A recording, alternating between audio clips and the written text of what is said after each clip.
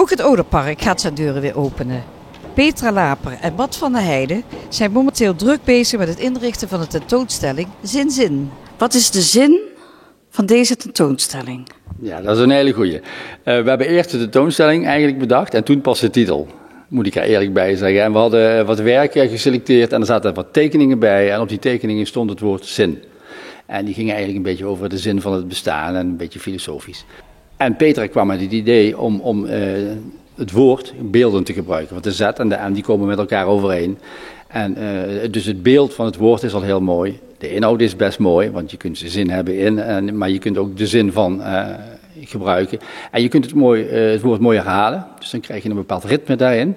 En toen was eigenlijk de keuze heel snel gemaakt om zin voor deze tentoonstelling te gebruiken. Nou werk je voor de eerste keer met Petra Laper samen.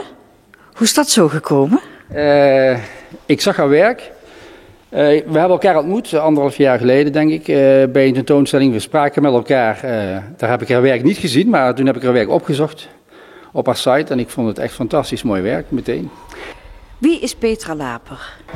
Petra Laper is beeldend kunstenaar en woont en werkt in Rotterdam. De beelden die ik maak, die zijn van textiel. Ik heb met veel verschillende materialen gewerkt in het begin van mijn carrière. Ik heb wel een voorkeur voor materialen die flexibel zijn en vergankelijk.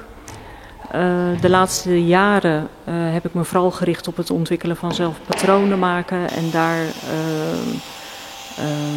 beelden mee maken. En ja, zoals je ziet, ik vind het prettig om losse objecten te maken die ik steeds in een andere setting kan presenteren. Er moet ook een beetje spanning in zitten. Dat vond ik wel belangrijk. Ik had natuurlijk al iemand kunnen kiezen waar ik het werk al lang van ken, of de persoon al lang van ken. Maar ik vond dit ook wel een uitdaging, voor mezelf ook. Het zijn ook natuurlijk de materialen die uitstekend bij elkaar passen. Dat is zo gebleken, laat ik het zo zeggen. Dat is niet voorbestemd, we hebben niet de werken op elkaar afgestemd. We hebben heel duidelijk gezegd van, ik heb mijn werk wat ik wil laten, een aantal dingen die wil ik per se laten zien, heeft Petra ook. En zij heeft wat meer meegenomen en we hebben hier definitief de keuzes gemaakt, maar het gaat eigenlijk supergoed. Toen ik de uitnodiging kreeg een paar maanden geleden, ja, dat was een verrassing. En deze plek vind ik ontzettend mooi. En geeft ook de ruimte om meerdere werken tegelijk te laten zien uit de verschillende periodes. Dit is werk wat in de afgelopen 7 jaar, denk ik, is ontstaan. Dus het is eigenlijk een soort kleine overzichtstentoonstelling geworden, tot mijn verrassing. Kun je heel kort in een paar zinnen aangeven wat mensen gaan zien wat betreft jou op deze tentoonstelling? In een paar woorden. Zinnen? Ja, een paar zinnen. Oké. Wat ze van mij gaan zien is schilderwerk. Ik maak vrij veel groot werk, waarbij ik met eigenlijk simpele materialen, ik schilder op boord, op hout, met olieverf. En ik gebruik verschillende materialen zoals stof en wol. En ik vertel verschillende verhalen door elkaar in één werk. Ik vind het heel mooi hoe het tweedimensionale werk en het ruimtelijke werk samenkomt. Ik heb het gevoel dat we echt één sfeer weten neer te zetten. Dat wisten we niet. Wat Matt ook al zei, het was ook gewoon een uitdaging om te kijken hoe de samenwerking zou verlopen.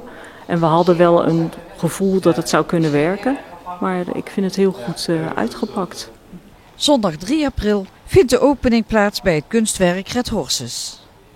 Nou, dit werk is centraal in die zin dat het tijdens de opening met een tekst gebracht wordt en een muzikant komt erbij en een actrice komt erbij. We gaan dit met een performance brengen. Dan wordt de inhoud van het werk wat duidelijker. Het is niet zo dat dit werk nu de basis is van de tentoonstelling. Maar hij wordt er wel een beetje uitgelicht omdat ik hier de hele tekst, de hele inhoud ga vertellen met een performance. Dus dat is wel een beetje speciaal. De tentoonstelling is de komende weken te zien van woensdag tot en met zondag van 13:30 tot 17:00. En de intree is gratis.